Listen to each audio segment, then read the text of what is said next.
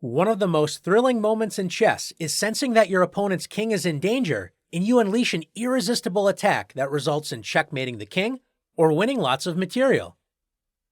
Defending these attacks can be very nerve-wracking, but surviving a dangerous attack can be a great feeling. Let's explore attacking and defending a king in danger. In this position, material is even, and both sides have kings shielded by pawns. Notice that black has doubled rooks putting pressure on the g3 pawn, but that pawn is protected by the f2 pawn and king on h2. White's rook on e1 is putting pressure on the e7 pawn, and it is only protected by black's king. This is a signal to attack that square. With white to move, white begins the attack on the weak e7 square with rook a7. Black's pieces are out of position to protect the e7 pawn, so black needs to advance the e-pawn. If black plays e6, since black's pawn on f7 is pinned by the queen, the e6 pawn is hanging after rook takes e6 check. If black plays king f8, white will simply double rooks on the 7th rank with rook e to e7. Notice all three of white's major pieces attack the weak f7 pawn. Black's position will collapse. If black plays king d8, black's king is stranded in the center and has practically no protection. White's queen swings over to the queenside and continues the assault on black's king with queen a5 check. After king c8, white brings a third piece into the attack with rook e to e7. Now that this rook protects the 7th rank, white is ready to win the game with rook a8 check. After king b8, trying to protect the weak a8 square, can you find a force mate in 2 moves? If you found the decoy tactic rook a8 check, great job.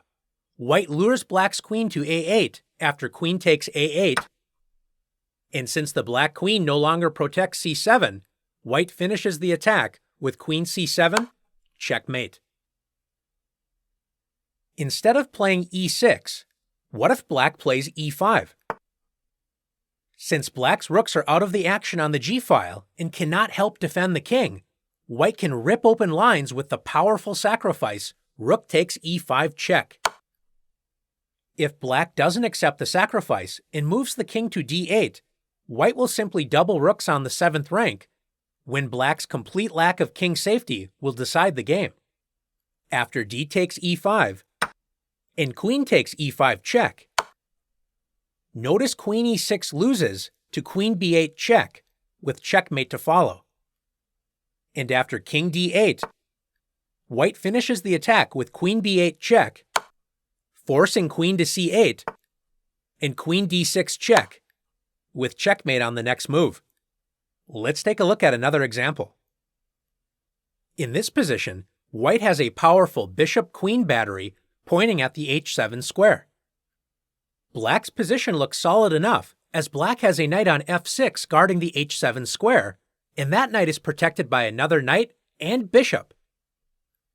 Believe it or not, black's king is in terrible danger because white has 2 pieces attacking black's knight on f6, the bishop on g5, and the rook on f1. After bishop takes f6, white removes the first guard of the h7 square and is threatening to play queen takes h7.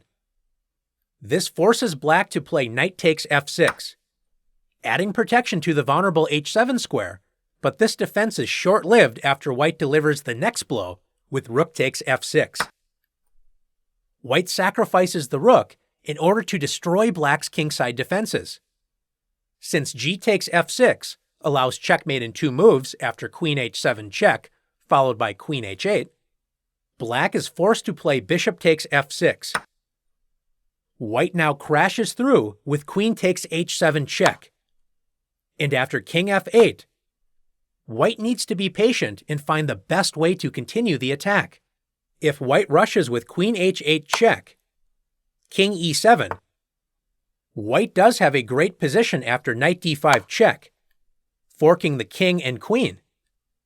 But notice that white's queen is also under attack. When attacking, you should do your best to eliminate your opponent's counterplay and make your task of winning as simple as possible. Let's return to the position after Black played king to f8. After king f8, rather than allowing the king to move to the e7 square after queen h8 check, White has the incredibly powerful move knight d5, attacking the queen and guarding the e7 square. So White is threatening checkmate on the next move with queen h8. Black cannot capture the knight, as it would open up White's rook on the e-file, preventing the king's escape after queen h8 checkmate. Since Black cannot both prevent checkmate and save the queen, Black has a completely lost position. Let's take a look at this position again, but this time it will be Black to move. With White to move, Black's defenses collapsed after Black was unable to protect the h7 square against White's powerful attack. Black could play g6 to block the b1 to h7 diagonal, but that move weakens the dark squares around Black's king. One useful phrase to remember is that when you have a knight on f8, there is no mate. After knight f8, Black's knight protects the key h7 square, and White cannot remove that defender anytime soon. Black's position may be a bit passive, but this is a small price to pay to prevent your opponent's deadly attacking ideas. Let's take a look at another position. In this position, White's king is stuck in the center and is dreaming of soon castling the king to safety on the king side. With Black to play, can you find a way to prevent White's king from castling and keeping it stranded in the center? If you found the pawn sacrifice c3, great job.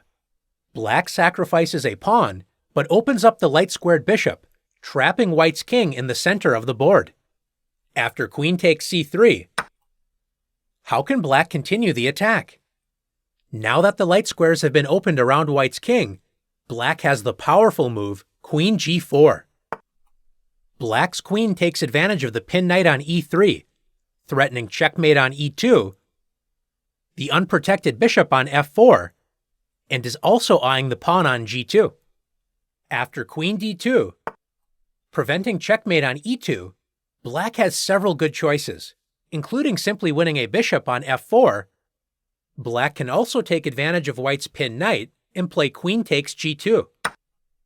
White's rook on h1 cannot be defended, as after rook f1, the rook may look secure, but it is actually completely hanging after queen takes f1. Checkmate.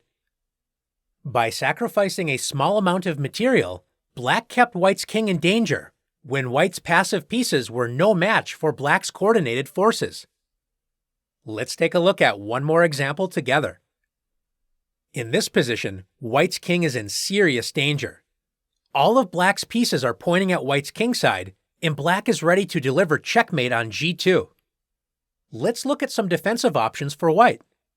Since f3 allows bishop takes e3 check, forking the king and rook, the only other pawn move to consider is g3. g3 seriously weakens the light squares around White's king. Black must not be tempted with queen c6, threatening checkmate on the long diagonal, and White does look to be in trouble, but is actually winning a piece after bishop c4 check, king h8, and bishop d5, skewering the queen and bishop. After g3, Black destroys White's weakened kingside with the powerful rook takes e3. Black sacrifices a rook, but after f takes e3 and bishop takes e3 check, Black's two bishops, rook and queen, all working together, overwhelm White's defenses. After rook f2, bishop takes f2 check, and king f1, Black finishes the attack nicely after bishop takes g3 check, discovering the rook's check on White's king. White's king cannot escape to the queenside after bishop f3, because Black has a forced checkmate after rook takes f3 check, king e2, queen e4 check, king d1, and rook f1, checkmate. As we can see, pushing pawns in front of White's king led to disaster. Is the position hopeless for White? Let's take a look at the position more closely. So far, we have only looked at white reacting to black's attack by weakening the kingside with pawn moves. What if white could force a trade of light-squared bishops? That would make white's position easier to defend. Since bishop f3 would simply lose a bishop after bishop takes f3, notice that the g2 pawn is pinned. Can you find another way white can try to force the exchange of light-squared bishops? Try to find an active move for white. If you found bishop c4 check, great job. White attacks black's king, and after king h8, white has the active defensive idea of bishop d5, blocking black's light-squared attack against the king. If black trades bishops, white's king is in far less danger. And after c6, black closes the diagonal, so white can play bishop to c4, preparing to attack black's kingside after bishop d3. Now that you've learned how to attack and defend a king in danger, let's put your skills to the test.